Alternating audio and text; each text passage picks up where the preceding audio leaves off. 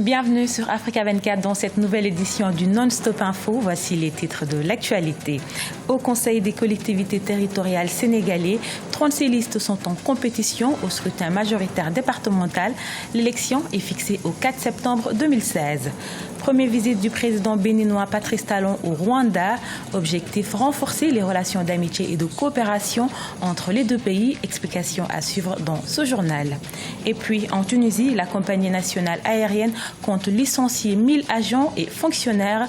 Des licenciements qui entrent dans le cadre d'un plan de réforme et de redressement de Tunisair. Mais avant de développer ces titres, après la présidentielle de ce samedi 27 août, les Gabonais sont dans l'attente des résultats officiels. La séance de la Commission électorale nationale autonome et permanente CENAP, consacrée depuis ce mardi au processus de proclamation des résultats, est toujours en cours. Une fois l'examen des procès-verbaux terminé, la CENAP invitera le ministre de l'Intérieur pour lecture des résultats provisoires. Au Malawi, la haute cour de Lilongwe a condamné ce mardi l'ancien ministre de la Justice, Raphaël Kassambra, à 13 ans d'emprisonnement et de travaux forcés. L'ancien ministre a été reconnu coupable pour complicité de meurtre dans l'assassinat en septembre 2013 de l'ancien directeur du budget, Paul Mfio. Après sa condamnation en juillet 2016, Raphaël Kassambra avait laissé entendre qu'il ne ferait pas appel du verdict de la Cour. Au Sénégal, le dépôt des dossiers de candidature pour le Haut Conseil des collectivités territoriales a été clôturé ce dimanche 28 août. Au total, 36 listes de partis politiques, coalitions de partis et des listes indépendantes sont en compétition. Le scrutin majoritaire départemental pour l'élection des hauts conseillers est prévu le dimanche 4 septembre 2016. Les explications avec El Hadj Ndiaye, correspondant au Sénégal. Depuis le dimanche 28 août, plus de 36 listes de partis politiques, coalitions de partis et des listes indépendantes sont en compétition pour l'élection des hauts conseillers des collectivités territoriales. Les candidats sont à la conquête des 1098 électeurs dans les 4 départements de Dakar, par exemple. Pour ce faire, ils se sont fixés des objectifs, notamment celui de mobiliser un grand nombre d'électeurs au niveau des communes et départements. La plupart des candidats ont adopté la stratégie de proximité et dévoilent leurs promesses de campagne. Pour Aminata Diaba, la candidate de Benno Bokk Yakaar qui milite pour Ngor, une commune d'arrondissement de Dakar, la localité traverse pas mal de difficultés. Ça fait des années que nous avons des problèmes d'assainissement. Nous avons des problèmes, on veut un lycée, on n'arrive pas à avoir notre lycée au niveau de Ngor. Et il y a la mer qui est en train d'avancer. Vous comprenez? Et il y a d'autres choses, il y a plein de bonnes choses, plein de choses que justement nous devons faire face à tout ça. Et je suis sûre que dans les autres communes aussi, ils ont leurs problèmes à eux. Pour d'autres listes, les candidats pointent du doigt les manquements des communes et de l'acte 3 de la décentralisation. Ils comptent les corriger une fois élus. Avec l'acte 3, on connu beaucoup de difficultés. On leur a transféré beaucoup de charges et pas de recettes pour gérer ces charges. Il faudra donc revoir la fiscalité locale. Il faudra revoir comment améliorer les recettes des collectivités locales et faire de sorte qu'ils soient beaucoup plus autonomes dans la gestion, ce qui n'est pas encore le cas puisque très souvent cette responsabilité est partagée avec les représentants de l'État. Le Conseil des collectivités locales et territoriales doit être un creuset pour renforcer un peu l'acte 3 de la décentralisation, pour en fait combler les manquements et les tares. Ce sera aussi un cadre de discussion, de dialogue pour l'ensemble des élus du Sénégal pour quand même un peu améliorer en fait l'acte 3 de la décentralisation. Les membres du Haut Conseil des collectivités territoriales sont désignés pour un mandat de 5 ans. Le Haut Conseil reçoit et examine les rapports sur le contrôle de légalité des collectivités territoriales et élabore un rapport annuel destiné au président de la République.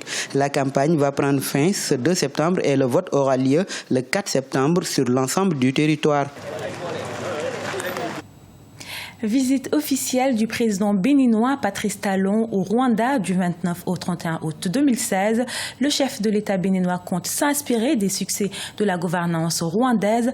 L'objectif à atteindre est de mettre en place un modèle de transformation socio-économique de son pays. C'est un reportage de Olive Adjakotan, correspondant au Rwanda, commenté par Oumou Kelsumba.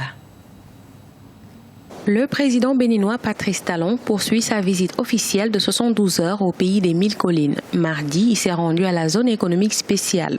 Le chef de l'État béninois, qui est arrivé à Kigali le 29 août, souhaite rendre plus dynamiques les relations entre son pays et le Rwanda.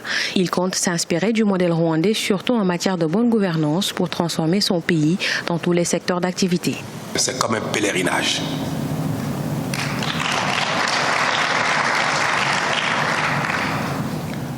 Ce pays qui a connu un grand malheur, ce pays qui a été révélé au monde entier par son grand malheur, est en train de se révéler au monde entier par son leadership. Le président Paul Kagame s'est déjà rendu 2 fois au Bénin. Son homologue béninois et lui partagent la même vision d'une Afrique prospère et unie. C'est la raison qui justifie les nombreux contrats de partenariat qui seront signés ce mercredi, dernier jour de la visite du président Patrice Talon. Le Rwanda et le Bénin ont déjà posé les fondations d'une coopération solide. Je voudrais remercier le gouvernement béninois et les citoyens de ce pays. Les bonnes mesures politiques permettent d'avoir une atmosphère transparente et la stabilité. Ce sont les meilleures actions pour une transformation économique et sociale de l'Afrique dans les prochaines années. Le premier jour de son séjour, le président Talon a visité le site mémorial du génocide à Kigali. Il a également pu voir les progrès enregistrés par le secteur industriel rwandais. Rappelons que lors de son séjour au Rwanda, le président béninois a annoncé la suppression de visas pour tous les Africains voulant se rendre au Bénin.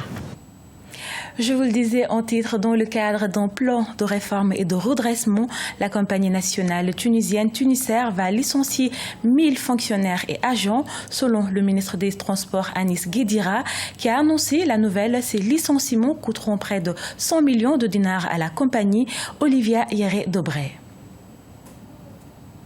La compagnie aérienne nationale Tunisair licencie 1000 de ses salariés. C'est une annonce du ministre des Transports tunisien, Anis Guédira, en date du lundi 29 août 2016. La compagnie Tunisair, qui compte 8200 fonctionnaires à plein temps, prévoit de se séparer de 12% de cette main-d'œuvre. Ces licenciements s'inscrivent dans le cadre d'un programme de réforme que la compagnie a planifié depuis plusieurs mois en accord avec les principaux syndicats. Objectif, réduire les coûts et améliorer la compétitivité.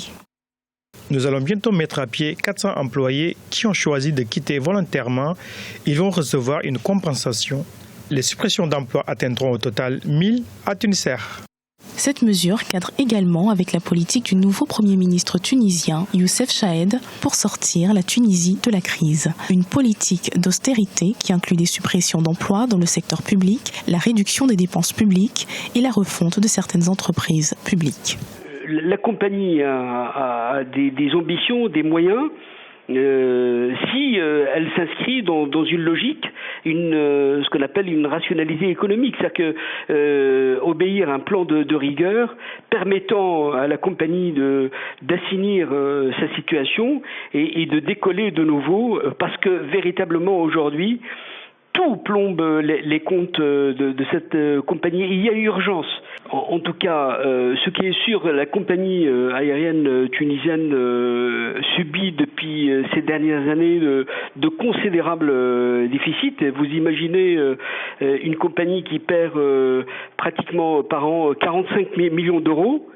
Et le déficit ne cesse de s'alourdir.